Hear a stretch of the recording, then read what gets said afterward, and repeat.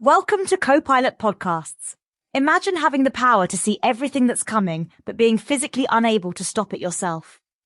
Today, we're diving into the fascinating world of Marvel's most enigmatic psychic, Madam Web. We'll explore her incredible origins, her complex relationship with Spider-Man, and how she's redefined what it means to be a superhero. And what makes her so unique is that she's not your typical superhero. She was introduced in The Amazing Spider-Man Nick 210 back in 1980, created by Dennis O'Neil and John Romita Jr. as this incredibly powerful psychic who couldn't physically fight but could see everything coming. Wait, so she was created specifically to be different from the usual punch first, ask questions later heroes? Exactly. Born in Salem, Oregon, Cassandra Webb was blind from birth and had a neurological condition called myasthenia gravis. But here's where it gets interesting. These limitations actually led to her developing incredible psychic abilities. Salem, Oregon? That's kind of perfect for a psychic character, isn't it? Oh, absolutely. And you know what's fascinating? She turned what most would consider disabilities into her greatest strengths. She became a professional medium, using her telepathy, clairvoyance, and precognitive abilities to help others. How exactly does she manage with these physical limitations? Well, her husband Jonathan Webb designed this incredible life support system for her. It's shaped like a spider web, which really fits with the whole Spider-Man connection, and it has these robotic arms that help her move and function. That's incredible engineering. But let's talk about her powers. What exactly can she do? She's got this amazing array of psychic abilities. We're talking telepathy, clairvoyance, prescience. She can even perform astral projection and appear to others in spirit form. So she's basically like a supernatural security camera for the Marvel Universe? That's actually a pretty good way to put it. And she proved just how valuable those abilities were when she first met Spider-Man. She helped him find a kidnapping victim, the Daily Globe publisher KJ Clayton. And I'm guessing Spidey was skeptical at first? Oh, completely. Peter Parker actually thought she was a charlatan at first, but she quickly proved herself by revealing that she knew his secret identity. Talk about making a first impression. And she didn't just stop there. She became this crucial ally to Spider-Man, helping him prevent assassinations, defeat villains like Stegron, and even protect his secret identity. But it wasn't always smooth sailing, was it? No, definitely not. One of her most dangerous encounters was with the Juggernaut. Black Tom Cassidy sent him to kidnap her for her psychic abilities. Oh no, what happened? Well, even though she saw it coming and called Spider-Man for help, Juggernaut still managed to capture her.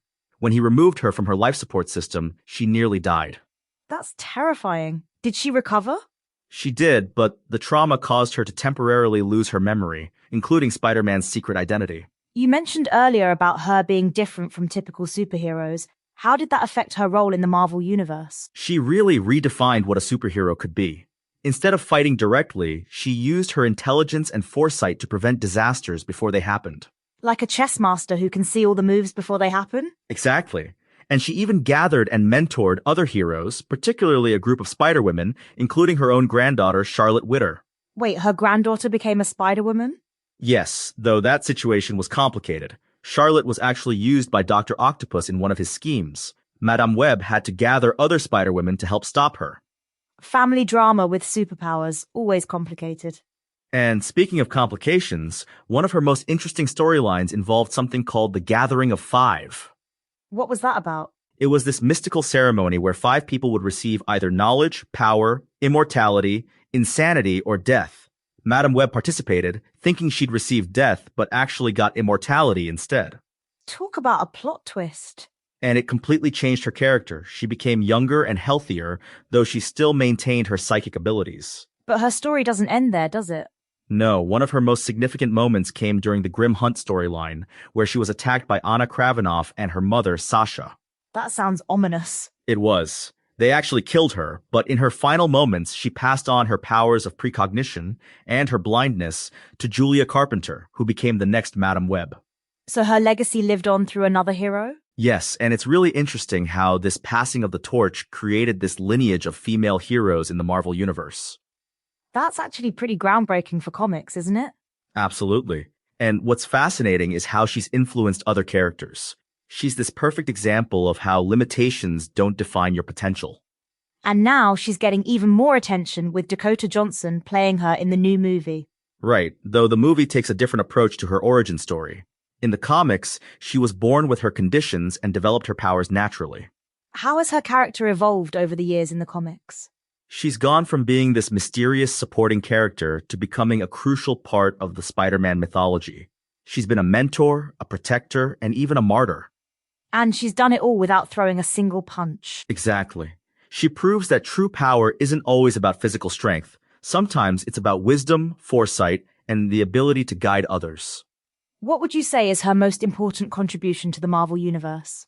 I'd say it's how she showed that heroes come in all forms. She turned what many would see as weaknesses into her greatest strengths. And she's been pretty resilient too, right? Even death couldn't keep her down completely. That's true. She was actually resurrected by Ben Reilly at one point, though she later succumbed to the carrion virus. It's amazing how many lives she's had, both literally and figuratively. And each version of her has brought something new to the character while maintaining that core essence of wisdom and foresight. Do you think we'll see more of her in future Marvel stories? Given her unique position in the Marvel Universe and her ability to connect different storylines through her visions, I think she'll always have a place in the narrative. She's like the thread that weaves through the web of Marvel's stories. That's a perfect way to put it. She's both literally and figuratively connected to this vast web of characters and stories. Speaking of connections, let's talk about her relationship with Spider-Man. How has that evolved? It's gone from initial skepticism to deep trust. She's one of the few people who's known his secret identity from the start and has consistently used that knowledge to help, not harm. That's pretty rare in superhero comics, isn't it? Very rare. Most characters who discover a hero's identity either become villains or victims. She became a mentor and ally instead. As we wrap up, what would you say is the most important lesson we can learn from Madam Web? I think it's that true heroism isn't about physical power. It's about how you use whatever abilities you have to help others. And sometimes the greatest power is the ability to guide others to their destiny. Exactly. In a universe full of super strong heroes and villains, sometimes the most powerful person is the one who can see what's coming and help others prepare for it. Well, that brings us to the end of today's episode of Co-Pilot Podcasts. Remember, you don't need to throw a punch to be a hero. Sometimes all you need is the wisdom to see what's coming and the courage to face it.